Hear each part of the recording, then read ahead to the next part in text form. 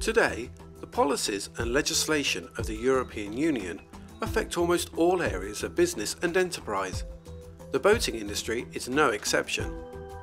The leisure marine industry in Europe directly employs over 280,000 people, while 48 million European citizens regularly practice water sports, such as boating, wind and kite surfing or canoeing.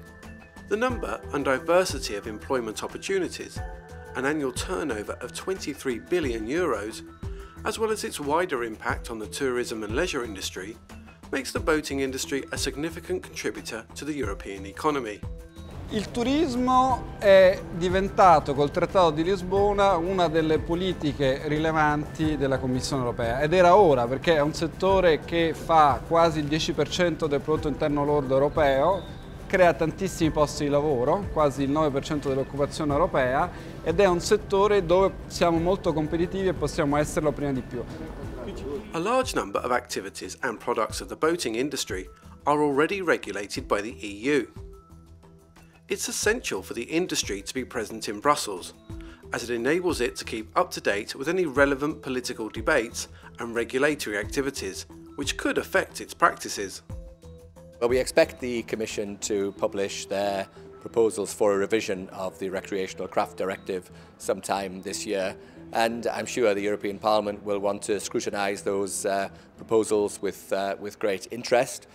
This falls under the procedure known as co-decision, so the Parliament has an equal say in the legislation to the European Council. Once the Commission have published it, we will look at it. It will be allocated to a particular parliamentary committee, almost certainly the Environment Committee, and at that stage the Parliament will want to go through in great detail, as it did the last proposals, and offer full support to the European boating industry in coming up with a robust set of legal frameworks within which the industry can operate to its full potential. Le politiche della Commissione tendono ad accompagnare gli sforzi che questa industria sta facendo per affrontare queste sfide, che sono anche grandi opportunità, perché ogni anno in Asia e in America Latina ci sono milioni di nuovi consumatori potenziali che devono poter guardare i nostri prodotti con interesse.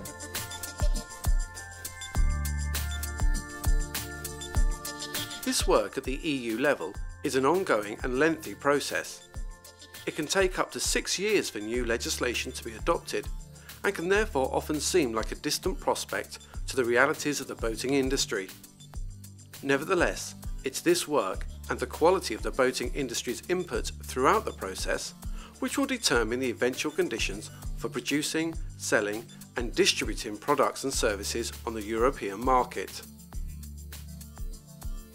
The Parliament always looks to work very closely with European trade organisations, will want to be fully appraised of the points of view, both of course on the one hand from trade organisations, but on the other hand from users and consumers as well.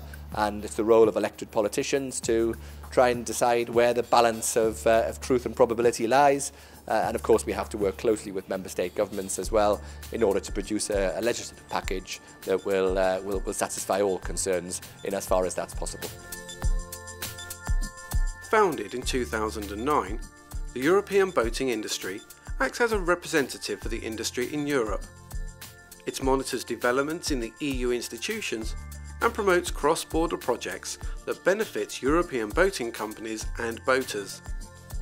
Its work encompasses all sectors, from boat building and equipment manufacturing to the building of marinas and the provision of services.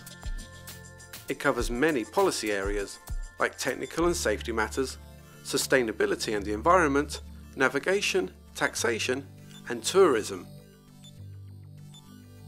European boating industry is a federation of marine industry associations based in Brussels, and although we were present in Brussels since 2003, we now have a real federation in Brussels with an office. But before we lobby, we have to put all the voices together. We have 17 EU countries assembled, and Switzerland and Norway not being in the EU but member, and to get one voice out of all these voices is a task, and we do that quite carefully but with success. Nella sua ultima visita a Genova, il vicepresidente Tajani ha incontrato alcuni tra i principali stakeholder del settore, si è messo all'ascolto dei loro problemi, delle loro istanze, e questo è stato molto utile per Tajani per elaborare poi delle linee guida e capire che cosa erano veramente le priorità e i punti di interesse per l'industria del settore. The ever-growing number of topics dealt with by Brussels requires a continuous presence of the boating industry. But the growing complexity of the files also requires the various sectors to work together and share their knowledge and expertise. If you would like to get involved in the work of the European boating industry or find out more about its activities, please visit europeanboatingindustry.eu.